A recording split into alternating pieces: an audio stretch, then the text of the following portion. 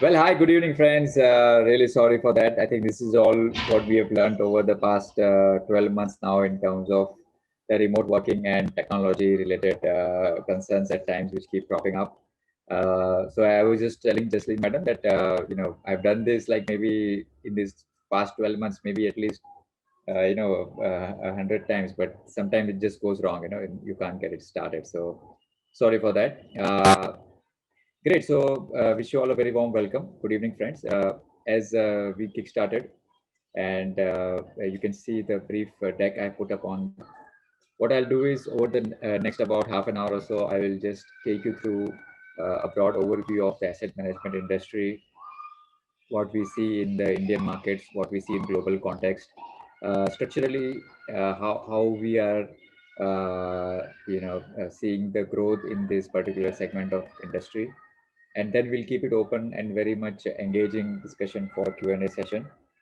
Towards the end, I would like to spend just a few minutes in terms of sharing some insights in terms of how each of you can think of your career progression going forward in terms of how you prepare yourself for the next decade or so in terms of your professional life. Uh, so Jasleen, madam, if you can just go to the next slide, I think, yeah. So what I've done is just move to the third slide. I mean, what I've done is try to give a broad background and kickstart how the asset management, yeah, sorry, one slide before that, how the asset management industry is structured, in terms of how a professional money management works. Yeah, that's right. Uh, Maybe it's very basic, so I'll try to just quickly run through, but I just wanted to have this as a starting point to give everybody a context in case somebody is not very much familiar. So what we mean by professional money management or professional asset management is nothing but a very unique manner in which a large set of individual investors, they could be retail investors like you and me, they could be large corporates, they could be family offices, or they could be anybody who has got surplus money to invest. All of these are pooled together as a kind of vehicle and given to a professional money manager. Now, that money manager could be either a mutual fund or a PMS manager, portfolio management services as we call it, or AIF, alternate investment fund. That particular entity or vehicle then combines all of this money, makes it a larger chunk of assets, and invests into either the equity markets or the bond markets or money market or commodities, as the case may be, and derives income in the form of either dividend, capital gains, etc., which again belongs to the underlying investors. And all of this is just done for the purpose of benefiting the investors who, in individual capacity, would not be in a position to do it so well. And for this particular service, the professional manager, either the fund manager in the mutual fund or PMS or AIF, will charge a small fee for that. Clear? So I believe this is a very basic thing. Everybody must be already aware. We can move to the next slide. How this particular industry is growing, and globally, how big is it right now? So if we look at the global markets today, all professional money management firms put together are close to about $100 trillion in size. This includes money managers from India, US, other markets of Asia Pacific, Europe, etc. Wherever you look at, all put together cumulatively are close to about $100 trillion in size. Quite large. Okay. Uh, from this, I'll just highlight one particular angle because that's one of the key growth drivers in future. What we believe are the ETFs or index funds, or what we call as passively managed funds or passive funds. These are close to about 8% of the global industry. If we look at India, the mutual fund industry is close to about 30 lakh crores, or in dollar terms, close to about $425 billion. And from that, also, even in Indian context, we are close to about 9%, which is into ETFs and index funds. Now, as we look at the global consultant firms, what they look at, like, many of us might be already interviewing with them or might have worked with them in some internship, like, firms like, PwC, KPMG, BCG, those type of global consultant firms who analyze and track various trends. They have predicted that this total assets from 100 trillion will grow to about 150 trillion in the next about 4 to 5 years. That is, by 2025, we will see the size growing to about 150 trillion. And one of the key drivers for this growth are going to be passive funds. So which today we see about 8 to 9%, they will be approximately 25% of that total market. So just imagine the whole size of the market growing from 100 to 150, and within that, passive investments being the main driver. And why people are thinking that way? Just putting some numbers in context. We have seen in the US markets from over the last about decade or so that passive funds have grown very high, and they have been seeing large inflows. So most a recent time, like 2013, was the first year where passive funds saw higher flows. But now, in fact, in the recent times, passive funds are the only category which are seeing flows. All the other basically actively managed funds are seeing, in fact, outflows going. So let's move to the next slide. We should give some color about how we see investment decision making. So if you look at how active funds perform in terms of their fund management role. Just limit, please move to the next slide. And parallelly, how passive funds like ETFs, they perform in their fund management roles and responsibilities.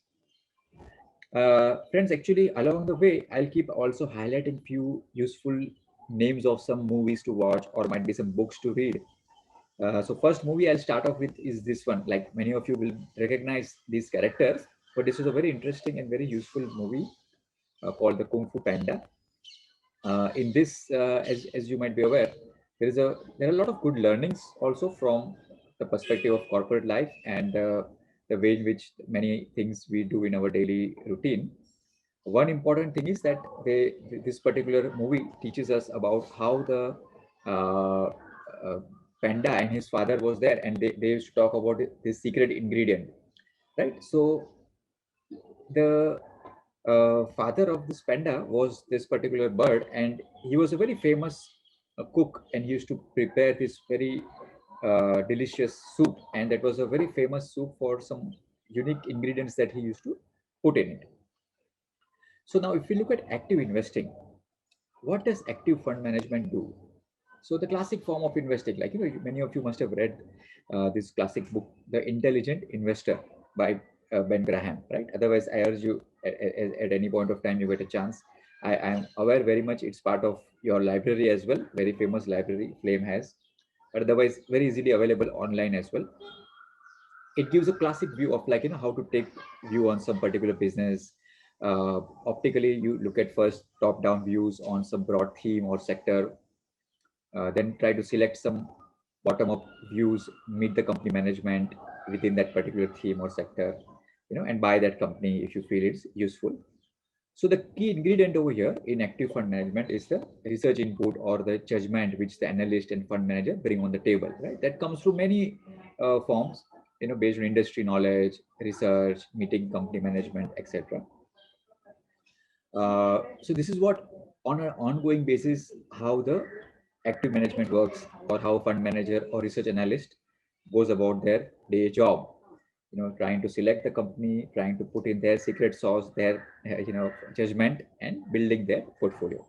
Now, if we move to the next slide, we can see that how this is slightly different in case of passive funds or ETFs, right? So at some stage in the movie, the master of this particular panda, he highlights that there is no secret sauce, it's just you. There is no secret ingredient, it's only your hard work and your efforts. So in the passive investing or ETFs, what happens is that the fund manager directly tries to just adapt to the underlying benchmark or the index. So it's like saying that let's first meet the market, let's not worry about how to beat the market. So in passive investing or in ETFs, what typically one does is that there is no human bias or no human intervention. There is a lot of research done at the inception, means at the time of selecting which particular theme or which underlying factor to use for selecting or creating the index. Once that is done, then there is no human bias, no human intervention. It's a business as usual. People keep investing into that particular index on an ongoing basis. So what that index itself does is that there is an inbuilt mechanism of weeding out and removing the losers and continuing to invest into the survivors or the better performing companies. So that gives a good edge in terms of how the particular passive investment works. And on an ongoing basis, it has lesser cost, no human intervention. So this has started to become a very popular investment strategy. So one must be aware as we build up our knowledge, our career progression, etc., that what are the key investment strategies or key investment styles. Now we can move to the next slide, where I'd like to now highlight to you in a very basic and a simple concept that what type of hiring potentials we are seeing in the Indian industry right now in future in asset management business. So most of you are young professionals. Maybe in the next couple of years, you will be entering into the peak of your professional career. So just I try to highlight that in India, where all can be the potential hiring happening. So friends, if we see today, there are about 40 odd asset management companies or mutual fund companies in India, a large number of smaller boutique firms who are into AIF or PMS as well, but large platforms are approximately 40. Uh, as we move forward, today all of them are running existing teams and running their business. Correct. So suddenly it's not going to be that they will replace their entire teams and do a fresh hiring.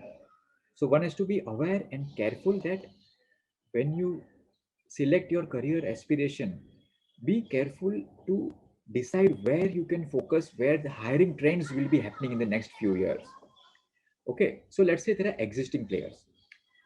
Let's say you take any company, for example, let's say top 10 asset management businesses. Now they will have their existing team in place. So if there is a replacement, let's say two, three people leave, maybe they will hire few, two, three new, but they won't suddenly hire large number of people in their portfolio management or fund management business. Yes, some new build out can happen for dedicated teams for the ETFs and index funds because that is still very nascent. Today, approximately only 15, 20 companies have dedicated teams for this particular segment. So gradually more will happen in that field. Other than that, we could see new players entering into the business. So they will definitely do some hiring. So that is, of course, an important piece to keep in mind that new players will do some hiring. And where we could see what type of roles, we should be very clear that they could be fund manager, dealers, they could be roles into product development, capital market related roles. They could be sales functions. Sales also needs very high level of investment knowledge. So in today's world, sales is not so much only relationship sales, it's investment sales, especially in our line of business.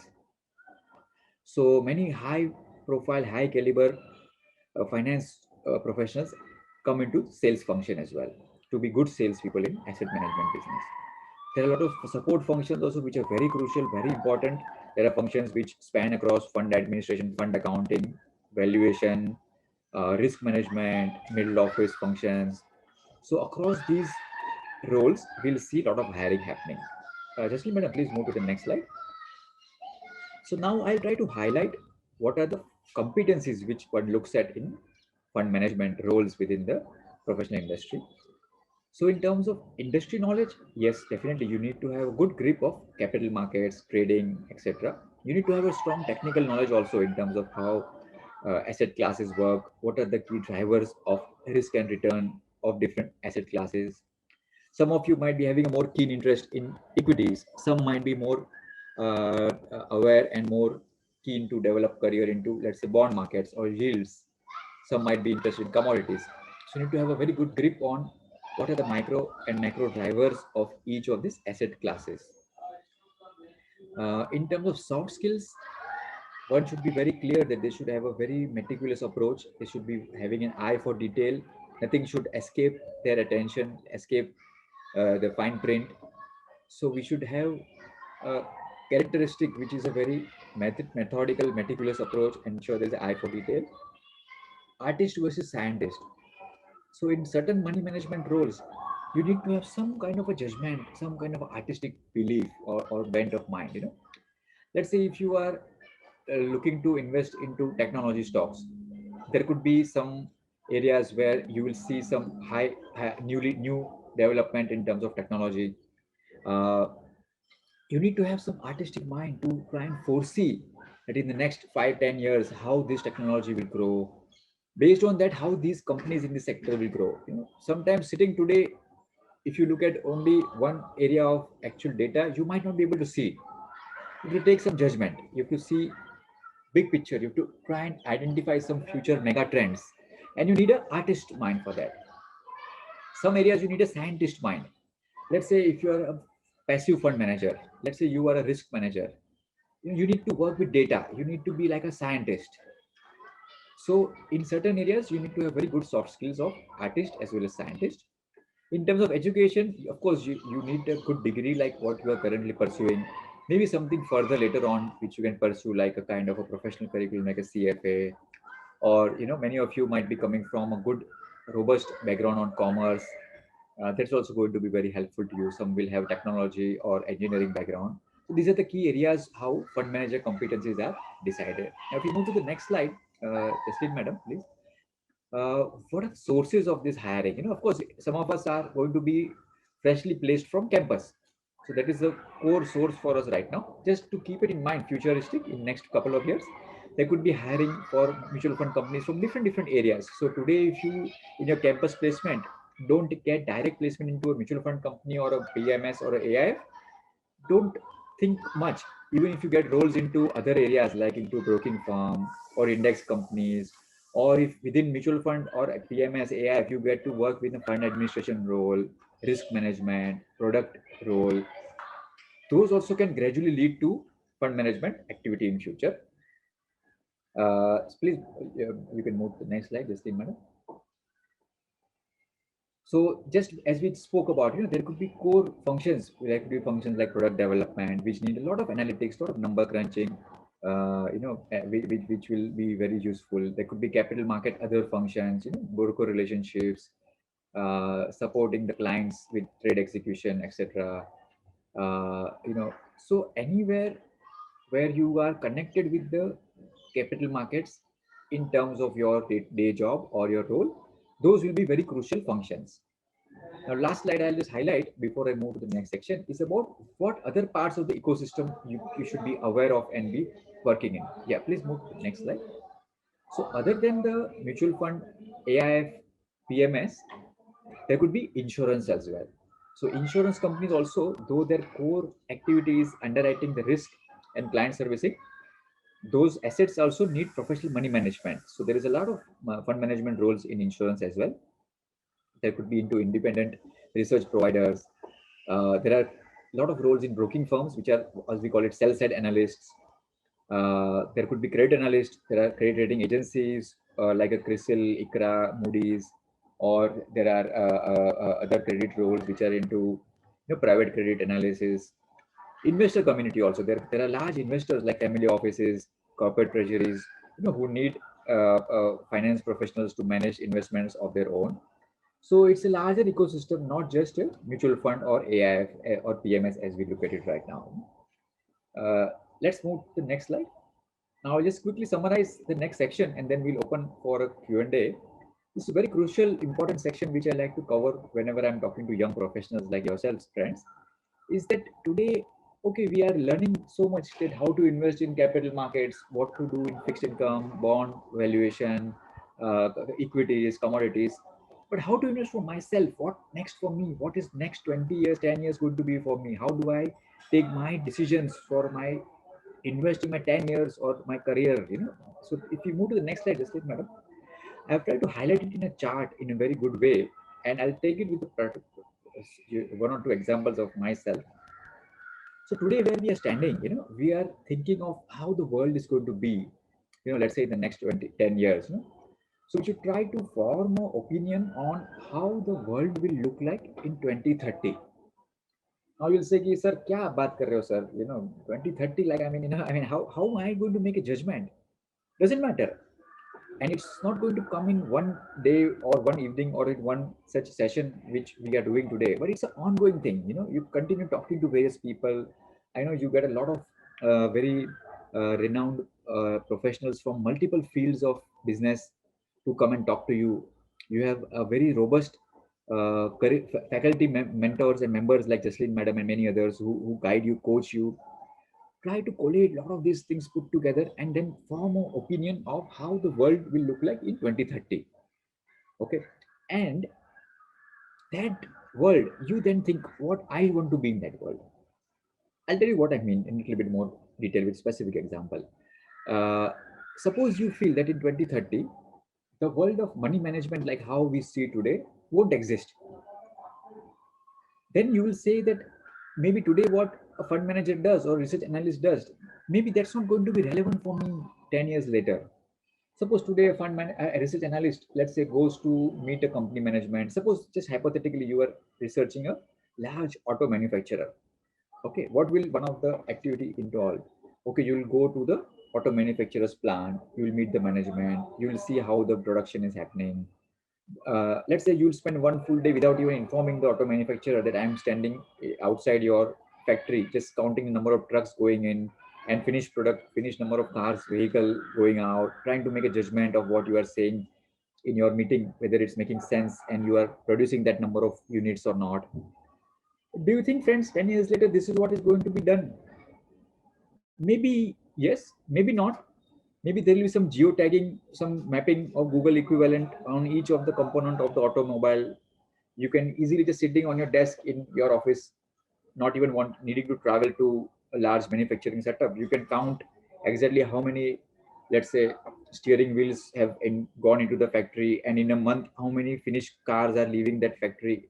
So many things can change. So you need to be a good data analyst, maybe. You need to be a good, of course, fund manager and analytics about the company balance sheet, but maybe you'll need much more different skills, technology skills, data analytics. So try to think that what the world will be, what I want to be in that world, and in my that journey from now till 2030, what are the requisite skills that I will need, and keep working on those and keep enhancing your knowledge around that. So let's say today, if I think as Anil Galani, I don't know much of data coding, but maybe 10 years later, that will be an important thing. If I don't know it, I will be left behind. Like that, if you think that, okay, let me start doing some areas of coding, data analytics, along with my core finance knowledge, yes, those are good, important things. Try to picture yourself in the shoes of somebody today. Suppose if you picture yourself in my shoes, say, okay, what today Anil Galani is doing. Let's say this is my view of the world in 2030. If I was Anil Galani in 2030 sitting today, will I enjoy that job?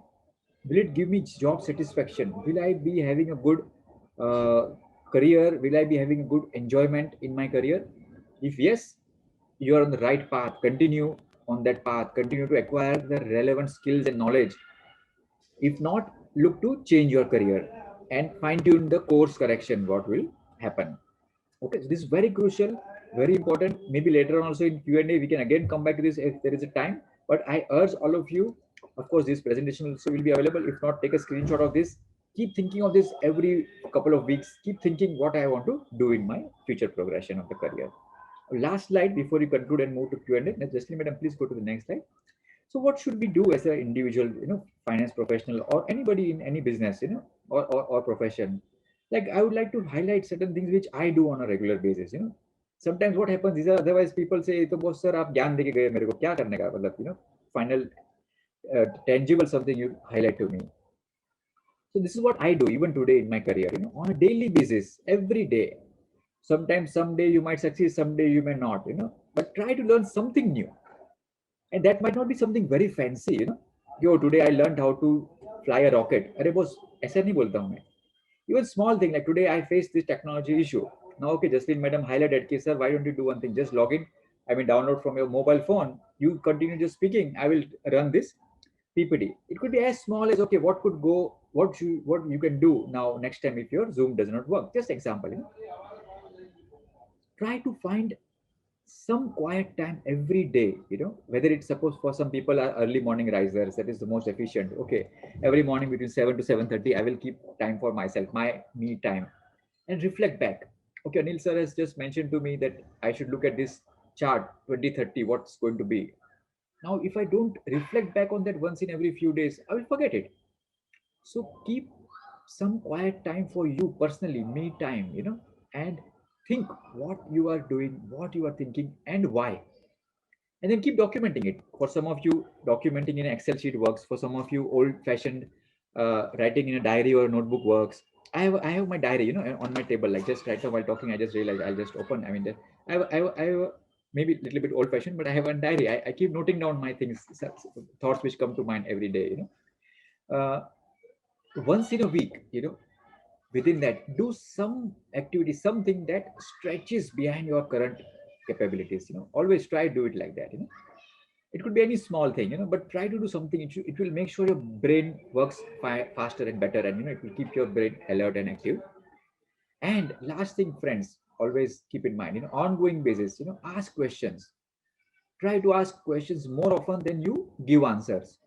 Don't worry कि अरे यार अनिल भाई presentation बोल रहे और मैंने क्या question पूछ लिया, अभी क्या सोचेंगे मेरे बारे में बाकी सब मेरे फ्रेंड्स, बोलेंगे हंसेंगे मेरे ऊपर. What type of question you ask? You could have very well just googled and found answer to it. Doesn't matter. Ask. Remember one thing, maybe you will find it philosophical कि अरे sir आप financial background से ये philosophical question कहाँ से आने लगे, but just remember, life is not a test. I know being is a part of film for so many months. This is one of the core beliefs. I mean, don't worry, you can look foolish, ask, don't think about anything further.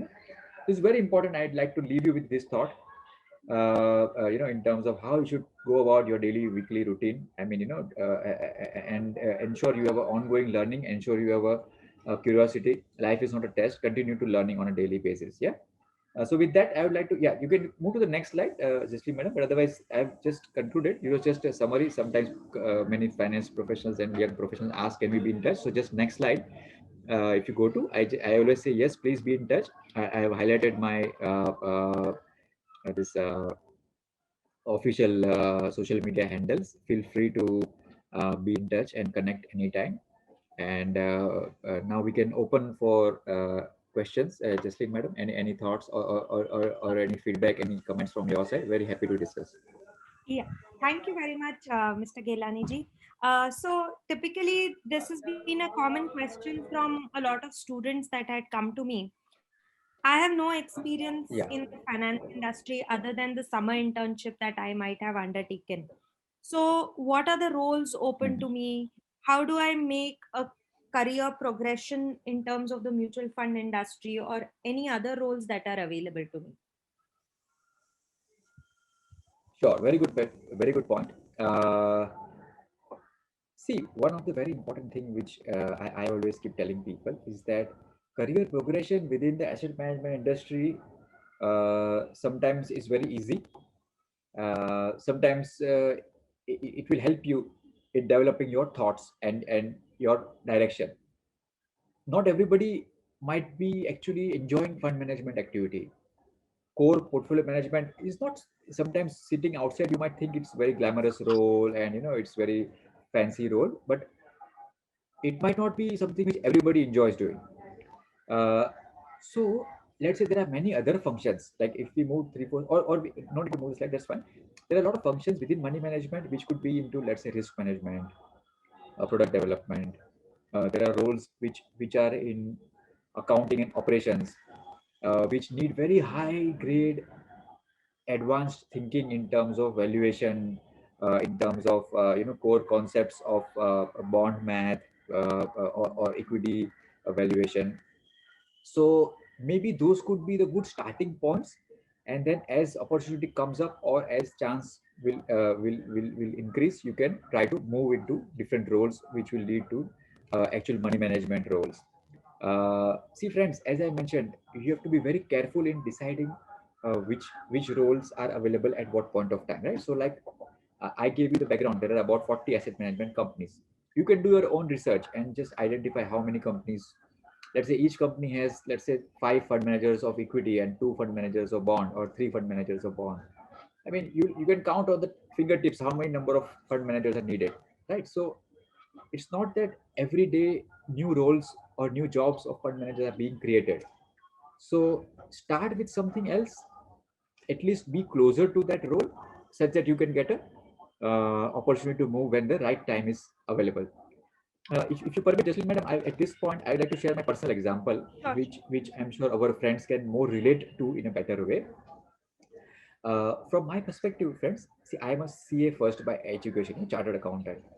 So I also came with a lot of accounting knowledge and auditing background. After finishing my chartered accountancy, I used to work with Ernst& and Young and doing audit of many mutual fund, insurance companies, broking firms. So when I moved into mutual fund business, asset management company, very obviously nobody will give me a role to manage money, right? I mean, it's naive for me to even try and think that I will get a role where people will say, take this some particular scheme and start managing it, right? So I joined into operations function, into fund accounting role. Very original, my responsibility was into accounting for I mean, our cash flows, doing managing our daily cash flows, valuing securities which were complex bond securities, derivatives, etc. Uh, so I kept learning more around it. At some stage, I realized that maybe my CA knowledge is very useful, but maybe I'll need to study something additional. So that's when I started pursuing my CFA. It helped me a lot in terms of enhancing my understanding of the capital markets, of the asset classes, risk return drivers. Then there was an opportunity which opened up internally within the company where there was a requirement to join the risk management function. So from operations, fund accounting, NAV computation, I moved into risk management. Now, risk management also involved credit risk. So I got involved in credit research. That led me to being more closer to company management, analyzing company balance sheets, meeting company management, trying to get a judgment on the future prospects of the company's cash flows, and deciding whether the fixed income fund manager can buy the bonds issued by this company or not. So it enhanced gradual by gradual. In parallel, my further studies of the CFA program was helping me in getting more knowledge. So I think the starting point can be something very different. Starting point often, can be very different and very non-related to actual money management. It could be into some support function, which is enhancing the money management role. So there's a question by one of the students, Tanay. Yeah, ESG has seen a huge rise recently. What do you feel about ESG yeah. in India? And what can I do to possibly create a future in it? And what are your views on the recent CFA ESG degree? Very good point. Just a minute before that, can I request if we can stop the screen share, Sure, so maybe I can also see sure, the friends better. I mean, definitely. yeah, because we won't need it now. So yeah, this Yes. is much better. I can also just see more people. So Tanya, I think good question. You're right, absolutely. ESG is a very fast-growing and important field. Uh, as we speak, a large quantity of funds are being aligned to ESG. In simple terms, it's not something new. Everybody in their ongoing basis has always been thinking of ESG in some form or other, but now it's got a specific packaging and a specific terminology assigned to it. uh, so in terms of the future, yes, ESG is going to be very important in future. We will see even more and more uh, asset managers and asset owners like large pension funds, family offices. They will be demanding ESG compliant products to be run by mutual fund companies. As we speak, there is a lack of data in terms of ESG scoring. Uh, so today, in let's say Indian context, there will be ESG score in close to about 200 odd companies. Uh, Maybe in future that will expand to another 500 companies. So we need a large number of analysts and data processors who will be able to collate data and information around ESG reportings by companies and try to form their opinion on the ESG scores of companies. So this can be a very good, useful thing in the future, that somebody will be able to provide ESG ratings or rankings, for larger companies, larger number of companies. Uh, in terms of the way in which the companies are also evolving now, when few of the large companies who are especially in the listed space, they've started having a small team on ESG, or governance related stewardship teams. Very soon, we will have more and more number of companies who will have this particular role, not just few large listed companies, but everybody. So, like, how there is a one particular role called investor relationships. There will be like that a role called ESG relationships, or Maybe within investor relationship, there will be a separate vertical or a few people who will be focused on ESG related relationships and disclosures and managing that particular area. So I believe that in terms of professional career opportunities, there could be very large number of roles available in and around the entire ESG ecosystem, not just ESG fund manager, but entire think ecosystem of ESG. Companies which are involved in finding ESG scores. Right now, there are very few. There is some global company, Sustain Analytics. There is some company which is called, Refinitiv. They have large team sitting in Bangalore, or I think I forgot which city. But maybe their team is sitting in India producing ESG scores for various companies across the globe. But many such companies will evolve. So those are the areas where definitely in the next couple of years you can get career progression going on in a very big way. So there's another question. Will passive investing create a bubble in index funds? It's a very how should I say, media savvy question. Matlab, that uh, uh, media often tries to create large hype around certain questions. This question had been around in the media about 2 years back in a very big way. That is passive going to be a big bubble? I personally think that it's still very soon. Uh, we are still very much in the early stages of passive investing. As we saw today, hardly about 8% of the total assets under professional management are under passive funds, both in India or if we see even global markets.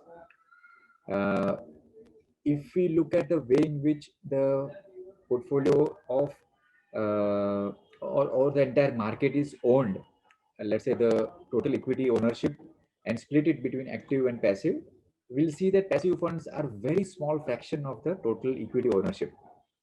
So I don't believe that it's yet going to be into a bubble type of a situation. We still have a long way to go. If somebody is interested, maybe after this call, I will share some specific data points because, as I said, this is a very debated topic. So we had tried to pull out some actual numbers. I mean, like I said, like, okay, if we look at the top 500 companies in India, and we had done a similar analysis for the US market also, that within this total ownership, how it works, how much percentage is owned by passive funds, how much is owned by active funds, how much is owned by promoters. So it just highlights that how much component is held by passive funds. In a nutshell, very small right now. Maybe in the next 10 years, if this or 5 years, if this becomes very large component, then yeah, definitely one can try to feel that there is some stress. But otherwise, there is no bubble because the underlying investment that is being made, friends, is into actual live companies which are generating profits, hard cash flow. This is just a method of investing. It's not that we are investing into some invisibles or we are investing into some unknown underlying. I hope you got the difference. The bubble was, let's say, in subprime crisis, where there was investment being made in underlying assets, which were loans given to people who were investing into real estate, or who were investing into mortgages, and there was a doubt on the underlying.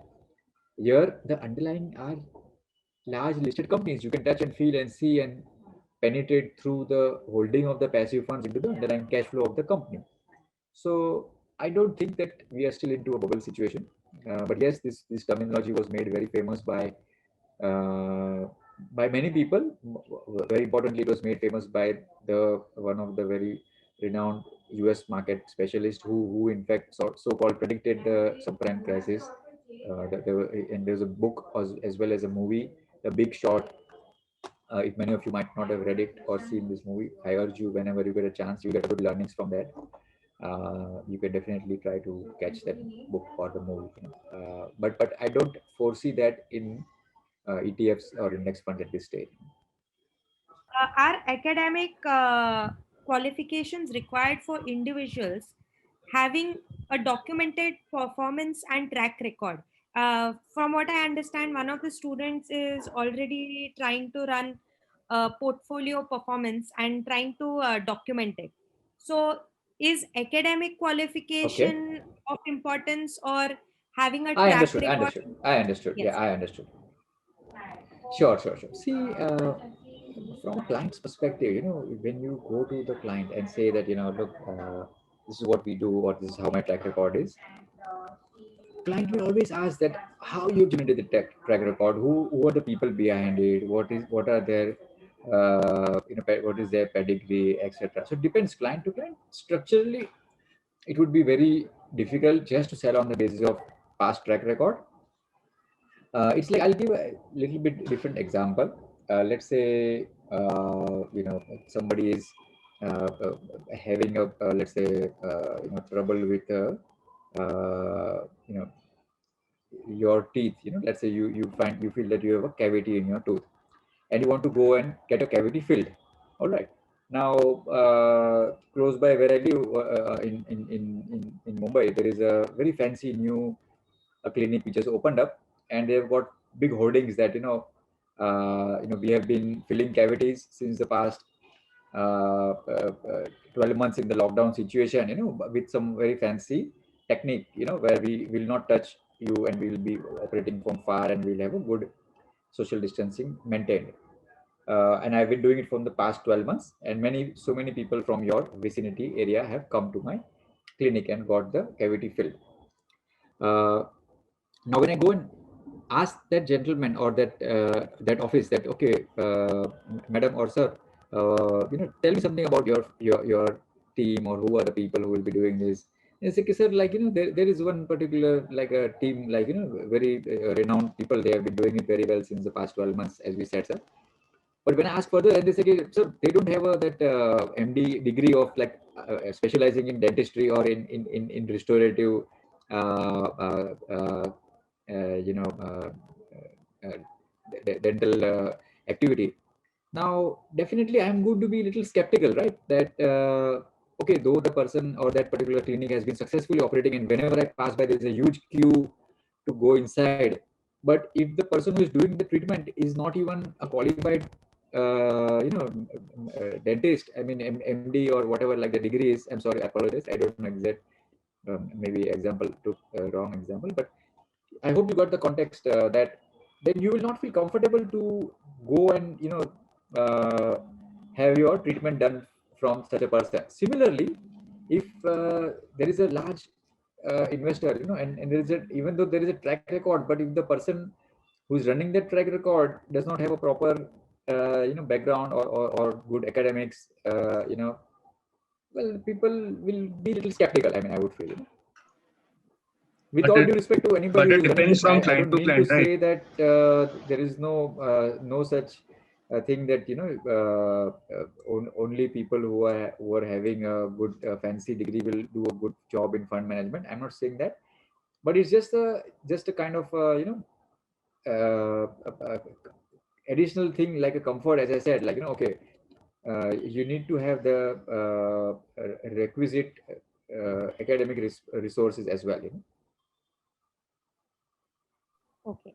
So, And also, Kairav friends, in many situations, there could also be requirement from legal angle. So suppose if you are a, let's say in this example, if you are a doctor, and if you don't have the relevant degree, you can't practice dentistry like that. Let's say if you are a PMS fund manager, or if you are running a certain, asset management business, you need to have certain criteria fulfilled, as per the local regulations. So as long as you are meeting those, then it's fine. I mean, there is no such nothing wrong in that. You need not have something very fancy. Gradually, your track record and your comfort with the clients will be useful. But structurally, I think it's a combination of both. People will definitely look for a successful track record, as well as underlying base degree, or academics. Chaitanya, if you have a follow-up question, could you please type in the chat box? Let's take the other question. Can you please, Kairav asks, can you please touch upon the opportunities in sales in EMC? Yeah, sure. Very good point. And it's very close to heart, because I talk to many people on this topic. Friends, I'll tell you, in AMCs, like in asset management companies or in PMS or wherever you have, or in wealth management, wherever there is a connection with managing people's money or making allocations of where to put the money, a very robust and a core knowledge of finance is very, very important. So it's not that, let's say, for example, a successful finance professional should only be a fund manager. That's not the case. In today's world, salespeople are pseudo fund managers. Pseudo fund managers means, अपन क्या बोलते हैं, like shadow fund managers, like or like a replica of the fund management role. The salesperson is no longer relationship sales, or just channel manager. They are investment sales from people. Today, if let's say you go to a large client, let's say who's running a family office, and they will have their own finance professionals or the treasury managers, what do you think they will look for in the salesperson?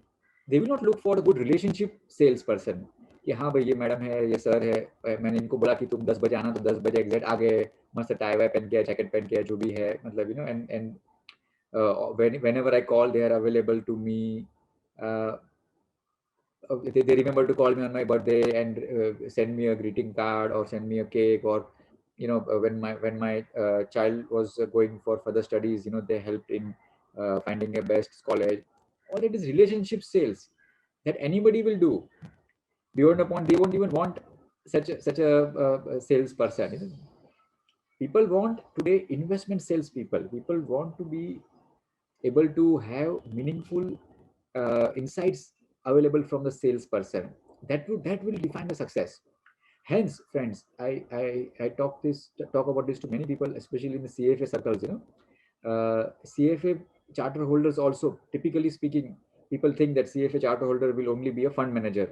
That's not the case. There are a large number of people now in sales function, in wealth management, in relationships function, who are CFA charter holders, or who are people who have a core degree in finance. So there is a very high chance that in the next maybe 5 years, 10 years, when all of you are in like peak of your professional careers, there is very high possibility that people in sales function will all mandatorily be investment sales functions, investment sales roles. So be careful of this development, which is changing very fast. So I think it's going to be very good opportunities for finance professionals in sales function as well. Very, very high potential. The number of roles are also very large. As I mentioned, today, if an asset management company is managing, for example, 1 lakh crores of money, and let's say has a team of fund management, research analysts, dealers, just hypothetically, I'm giving example, let's say 50 people, right? Now, that's a very scalable team.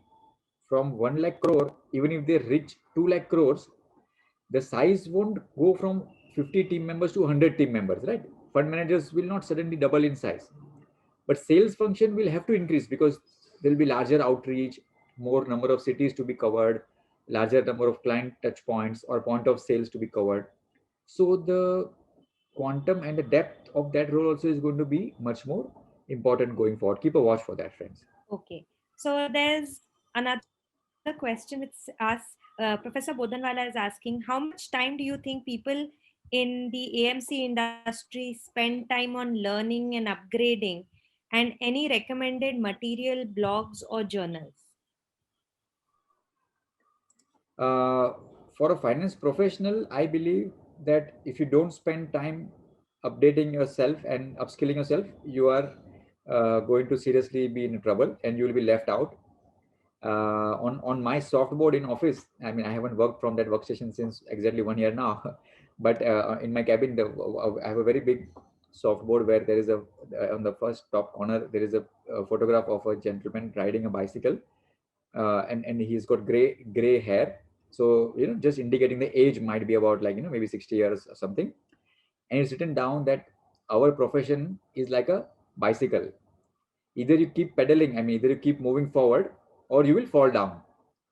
So if you are a professional in especially the world of finance, or let's say in any profession, whether you're a doctor also or anything, you need to constantly keep updating yourself, otherwise you'll get left behind.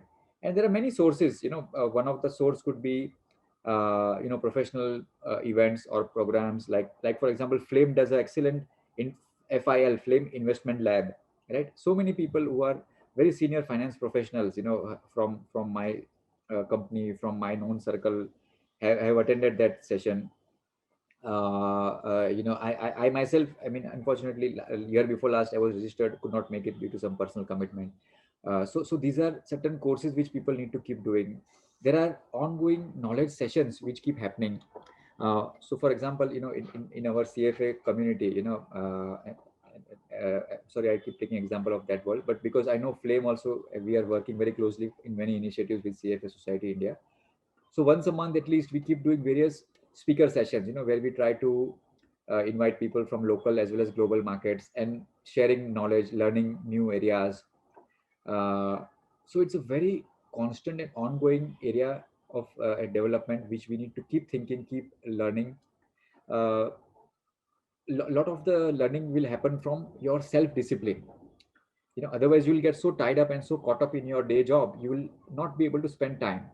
And that's where the last slide which I showed in my presentation, friends, about the daily, weekly and ongoing, I mean, that slide frankly was not created for you. It is something which I follow even today in my professional career after working for such a long period of time, that how to keep upskilling yourself on an ongoing basis. Otherwise we will get left behind. I mean, honestly, I'm telling you. So like this thing is about like the second follow-up question, that are there some blogs or something? Yeah, I mean, there are many such sources. I would urge each one of us to identify one or two key areas and then follow them in a very regular basis. So let's say if you like, or if you're involved in let's say equity as an asset class, maybe two or three blogs. Let's say you can follow one blog by NYU Stern. There is a professor, Aswad Damodaran. I mean, he has visited, I think, for some sessions at your end also. Or let's say if you are involved in commodities, follow one or two key global leaders in commodities. Follow some local trends in Indian context.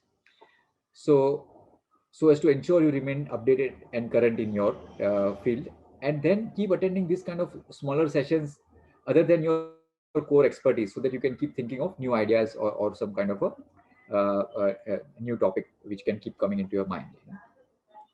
Okay, so now moving on to the next question. Chaitya asks, what suggestion would you give to a student who desires to work in an investment bank? So very first thing I would like to highlight is that understand more what exactly you mean by working in investment bank. What are the key verticals in an investment bank? Then try to fit it in this framework of 2030, and try to foresee that which segment of the investment bank will be running very well or popular or profitable in 2030. I'll tell you, I grew up in younger days of my profession, thinking that investment banking is like, the best profession to be in, very high profile, very, flamboyant, like, people will get pictured in on the front pages of business news, and like, oh, this person has done large deal. But it's very crucial and important to understand what will be the drivers in the next decade. Sorry, I'm a little bit digressing to your original point. I'll come back to that just one more minute. See, investment banking in, let's say, early 90s, when globalization happened in India, and companies from foreign were allowed to come and start set up shop in India. That's when a large number of people wanted to come into India. So they needed to do joint ventures. They needed to identify companies. They needed to set up shop in India. Then they needed to raise capital, right? So ECM, DCM within investment banking function, equity capital markets, DCM means debt capital markets, enhanced, flourished. Then some companies wanted to exit, so there was some requirement for consolidation, merger and acquisitions were happening. Then some companies were looking to sell their stake, go public, so IPOs and all were enhancing. So investment banking in the 90s and 2000s and all was a very flourishing business, and there were very few players in that business. So if you recall, I mean, maybe not in practical, but maybe in reading, in early 90, the whole of 90s and early 2000s, this business was the booming, most lucrative business to be in. And there were only three key people. They were called the three Ks. One was Kothari, like that was, like my boss, our chairman, DSP Merrill Lynch. Then was Kotak, that was Uday Kotak, like who was running Kotak, and he had a joint venture with Goldman. And another was Company, he had a JM Morgan Stanley. So Merrill, Morgan, and Goldman, these were the large global players. They were got into India with JVs with these three local our case, and they were the leaders into investment banking. So anything and everything was split between these three players. Then gradually, friends, many of their senior people started setting up their own boutiques. Many new companies set up shop in India. So now today, and maybe another 10 years later, there will be much more larger number of investment banks. So the margins have significantly come down already. I'm not saying that it's not a good business, but each one of us have to form our own opinion that, okay, next 10 years later, when I will be in the peak of my career, how this industry will be, uh, how this industry will be functioning, and how I will be having my career in this particular industry. Uh, then it comes to that, okay, within that, let's say, what skill sets I need. I think that was the original question, main question, that okay, and I diversed, because you need to be aware that I want to invest my time and my efforts in which segment of investment banking. Okay, bhai, I want to be into equity capital markets, ECM, or debt capital markets, or mergers and acquisition, advisory, fundraising. Then you develop further knowledge in that segment. So let's say if you want to work in DCM, debt capital markets, then you highlight further your skill sets and enhance your skill set in, let's say, fixed income, bonds, yields, how the debt markets are working globally, where the funds will be raised from there. Suppose you want to focus into something relating to equities, then more focus should be evolved around that area. So might be further in your electives that you select, or your next layer of your studies that you do, try to enhance knowledge on that particular field. That will help you. Otherwise, optically in your mind thinking, I want to work in an investment bank, it's good, but you need to be a little bit more specific. It's like saying, okay, I have a dream to do an MBA when I grow up. Okay ठीक है अनिल भाई, कर लेना MBA, but आप बताइए उसे कि आपको एमबीए किस एरिया में करना है. आपको you want to do MBA in finance, MBA in marketing, MBA in human resources. Just example I'm sharing. So like that, investment banking, first understand the core business, what are the key verticals or key segments, then identify your chosen segment in that, and then deep dive and gain the knowledge around that. Let's say if it's equities, focus on that, do a deep dive further into equities related areas, or bonds, fixed income, debt capital side. I hope I converged back to your original question and you got the sense what I'm making. Hopefully you've answered Chaitya's question. Chaitya, if you have any follow-up and any clarification required, please let us know in the chat box. There's a follow-up question by Kairav. Like you mentioned about investment sales. So what are the skills required to work in those roles? So technically there is sales in the fund industry at various levels. So what will be the different skill set that is required as a finance professional? Well, I'm not sure when you say sales at different levels, but yeah, I mean, optically, if you look at it, there are sales functions in the asset management business, which would be, one would be into a direct B2C sales, which will directly connect to the clients. So that will most of the times be connecting to very large institutional clients, treasuries, family offices, what we call as the institutional sales. Then there will be something like a B2B2C, like, so they have to connect to large wealth management outfits or banks, which would in turn be having the touch point with the end client. So there your touch point or your client would be the distribution partner or the banker or the private wealth manager. So in each of these, one of the core aspect is how you can get a grip of the particular cycle, within which the asset classes are moving.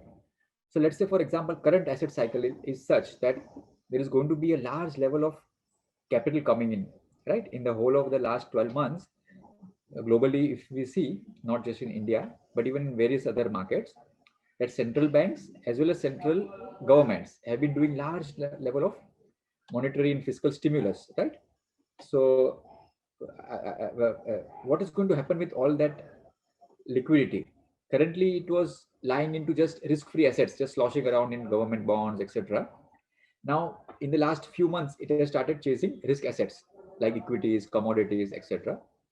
And governments are now starting to be thinking about how to bridge their particular fiscal deficit, right? They've rolled out packages, they need to raise the money. So there is an expectation that interest rates will now start going up. So as a good investment salesperson, you can't be relationship sales, sir or madam, I have come, please give me money. Okay, which fund, where to give money? Sir, today we are having this one particular fund which is in focus, please give money over here. But why? Sir, this is our fund in focus, so please give money. That does not help, right? I mean, today if I say that I come to campus with offering various alternatives, I need to have a judgment behind it, right? So the salesperson needs to be in a position to highlight that, look, I understand your risk and return objective and your need for the capital when it will come back. Based on that, I feel that now if we look at the global macro and domestic macro trends, we might start seeing a trend of increasing interest rates. Hence, your allocation to fixed income, which usually has been in, let's say, for example, government bonds, which are having high duration, let us move it into some other areas, because if there is a high duration and interest rate moves up, our bonds will, our fund will suffer a mark to market temporary loss. So maybe you need to allocate money to certain funds where you will not suffer or you will have a lesser impact in case of a rising interest rate trend. At the same time, you will get a good yield pickup. So based on that, are you feeling comfortable? Would you like to evaluate this 2 or 3x funds of mine and then consider to make an allocation? So that is how the thinking has to be. It can't be relationship sales. Sir, मैं तो आपका बहुत मतलब 10 साल से अपन जानते हैं. You know my work. I have always help you with whatever you want. Please give me money. I have to meet my targets. I mean, beyond the point, that won't work going forward. We need to have, this is the rationale. This is where global trends are happening. I know your requirement, and this is where you can meet the requirement. So please give your allocation over here. That's how it has to work. So for that, you need to have a full grip on your client requirement, your client expectation, where the client's return and risk objectives are being met. Of course, relationship sales is also important. You can't just walk in with a chip on your shoulder, okay, boss, I am star a sales professional and give me your money. This is what I feel is happening in the market. So it's a combination. You need to develop trust of the client. You need to have a relationship approach as well, no doubt. But these are the key angles or the segregation, like as I'm highlighting. Sometimes I like to take different examples to give the context. I'll take 1 more minute exactly to summarize this. Suppose I am a nutritionist and food advisor, and I come to you, okay, Jaslin, madam, I'm sorry, I didn't catch the name of the person who gave the example. So I'm just going to take the example of, okay, somebody else, like next I can see in the list. There is a Khushi madam, the Khushi madam, I feel that, you are going to be preparing for the marathon next year. And based on my judgment, what your nutritionist, I should be guiding you that, okay, you should consume this particular, you need enhanced proteins in your diet. So there is this very nice protein shake which we have suggested to many people globally who are preparing for the marathon, and it has a very high absorption rate. So please, you consider starting this protein shake. Versus somebody else comes and says कि अरे खुशी madam यार, आपको तो मालूम ही है, मतलब हम लोग मतलब पिछले 5 साल से एवरी ईयर आपके साथ में मैराथन में रन करती हूँ मैं भी. और ये देखो ना मैडम, एक और ये कोई प्रोटीन शेक मेरे को किसी ने सजेस्ट किया है, आप ले लो ना, तो मेरा भी टारगेट अचीव हो जाएगा मैडम. प्लीज आप वो प्रोटीन शेक ले लो प्लीज. मेरे 5 years का अपना, मतलब ये साल भी अपन साथ में दौड़ेंगे, अपन रोज सुबह प्रैक्टिस के लिए साथ में आते. Khushi madam, please start this protein shake. You will say ना, boss, have you gone crazy? I am not going to risk my body and my protein intake based on your relationship or your some target you have to achieve here, boss. Thank you very much. I'll consider. Okay, that's the difference. I mean, you if you bring on table a core expertise and connect that with the requirement of the client in a convincing manner that yes, I have the understanding of this, I have a good grip of financial markets, how global markets are working, and then I'm connecting that with your risk and return objective, and I'm making the suggestion to you. That will be a requirement which one would look for. Okay, thank you very much. That was a really wonderful example. So the next question is by Tanay. With the Yeah. increase in automation of finance, majority of the new finance professionals will have to deal with understanding the psychology of humans and their money. How can one understand and learn more about it? See, I think behavior finance is the classic study which will help you in doing this. There are many courses on behavior finance, which look at human psychology and behavior of individuals. And in our world of investing, I mean, behavior finance is very, very crucial, because very often not just individual fund managers but even individual investors, they take wrong decisions or right decisions at wrong times, and that has an outcome or direct impact on their risk and return or their portfolio returns. uh, I would try to feel that yes, definitely it's very important to understand the way in which people's mind work, or the way in which investor would behave under stress situation, under situation of falling markets, or situation like I gave the example. Let's say somebody had asked the question that is passive investing a bubble? Like, now maybe that person has been reading about this so often that it has created impression that ये तो bubble होने वाला है boss. Or let's say in exactly 1 year ago in March 2020, if somebody would have said that allocate 25% of your net worth into equity as asset class, assume that that was done on 27th of March. How many people you think would have taken that decision? Very few, because that's not how minds think. People are wired in a different manner. So many people even stop their routinely done investment decisions like SIPs. Can any boss, everything is going to collapse, stop everything. So study of human behavior and trying to come up with solutions which will, in a data backed and scientific manner, convince them to take decisions which are otherwise going to be difficult. That is the key. And a lot of these learnings will come from experience. A lot of these learnings will come from study of behavioral finance. Behavioral finance is a very interesting topic, friends, and I urge all of you, if you have not done much work around it, try to do it. I will recommend one book also. I mean, it's called the aspirational investor. So the intelligent investor I mentioned earlier, that is by Ben Graham. This is another book, The Aspirational Investor. It was written by one of the ex-CIO of Merrill Lynch. Very good book. It will teach you I mean, just as a precursor glance, and then you can decide to study further or whatever in behavioral finance. But you can try to take a look at that. So, with the influx of new services which make investing and trading easier and widely available for a larger range of people, do you feel that the importance given to finance professionals will decrease as the process of investing is becoming easier? See, I think importance to finance professionals will not increase, it will change. So I'll tell you, let's say 15 years ago, nobody would have anticipated that there will be so much automation or so much benefit in terms of streamlining of technology with investment. Like there were, of course, there were data terminals like Bloomberg, Reuters, which used to give a lot of data, but still there used to be large level of analytic skills required to put things together. Like or let's say like I mentioned, when today we are reading about some financial models or trying to predict our own cost of capital of companies. We are formulating our Excel spreadsheets and doing things. Might be 15 years back, it was much more primitive. A lot of tools were not available. You have to actually sit with a Excel spreadsheet or with a calculator. Like I remember, I used to always have my Texas Instrument calculator on my table, for many, many years. I mean, all of you who are CFA students will relate to it, or maybe if you have done other finance course, Texas Instrument has a financial calculator, very different calculator.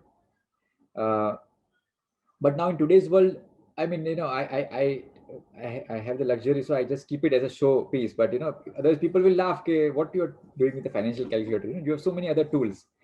So let's say, as I mentioned in the earlier discussion, as an example, might be in future, the research analyst who today goes to meet large number of distributors, who maybe spends one whole day without informing the management, standing outside the factory of a large auto manufacturer, just counting number of trucks going in and finished vehicles coming out, using it as a part of his or her investment process, as a judgment for that particular auto company's discussion, management discussion, which they did with you.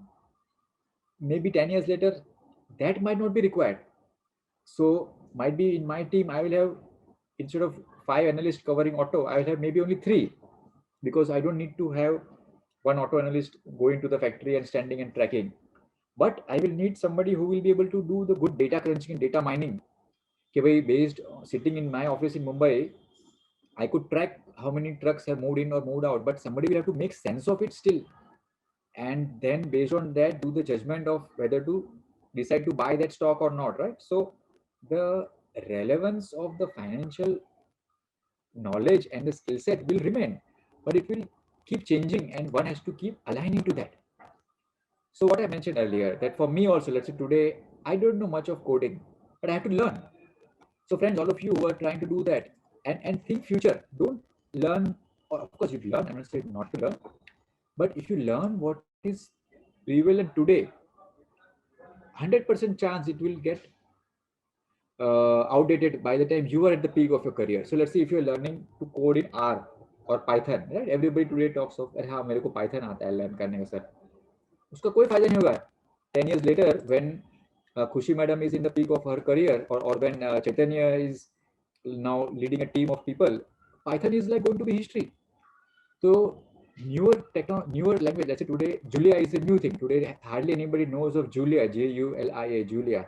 Julia is 1000 times faster and open source, and better for financial calculations. Today many large asset managers like BlackRock, I mean, I know for a fact, as just one example I'm quoting, have started adopting Julia for designing their programming and all for various investment management tools. So these are the futuristic things you have to try and predict, and then align to learning those enhanced knowledge to your skill set, so as to make sure and ensure that you are uh, I'm forgetting exact wording you use, Jasleen madam, that you are still relevant as a finance professional. So I think relevance will So you always be do there. not become a relic. I'm sorry. Ha. Yes, you don't Yeah. become a relic. Yeah, so that is up to each one of us personally. I said, and that's what keeps me awake every day, every night. Okay, boss, if I don't upskill myself, if I don't complete learning Julia in the next few months or a couple of years, or if I don't have a grip of what Python does, my junior team member today, I have to rely on him or her to do it for me. So I need to keep doing that and keep making myself updated and current. So that is up to us. We have to do it. But the role or finance as a professional is not going to go away anywhere. I think we are mostly done with the questions, and we have far exceeded our time as well. Uh, Chaitanya, probably I'll write a mail to you with respect to his question, Sure, because madam. he has some specifics that he wants to ask. Probably Okay, I'll madam. connect with you. It was really a nice Yeah. session. Thank you, Gilani ji, for the lovely insights on the various career options that students can pursue, and what would they need as a skill set and the grounding that they would require. It's really late, and thank you Most very welcome, madam. much It's for my pleasure. No problem. As you said, this is being recorded, so I don't mind speaking on record also. Flame for us is a very close partner. I have a very high respect and regard for all of you at Flame. I mean, as a part of CFA Society India also, I have worked together with Flame and many people within Flame over the past almost a decade or so. as a one-on-one relationship with many of the senior people within Flame. I have very high regard and respect. So it's my pleasure to spend time and effort for any initiative at any point of time for Flame and for you, Jasleen Madam. Thank you for inviting me. Thank you so much, Anilji.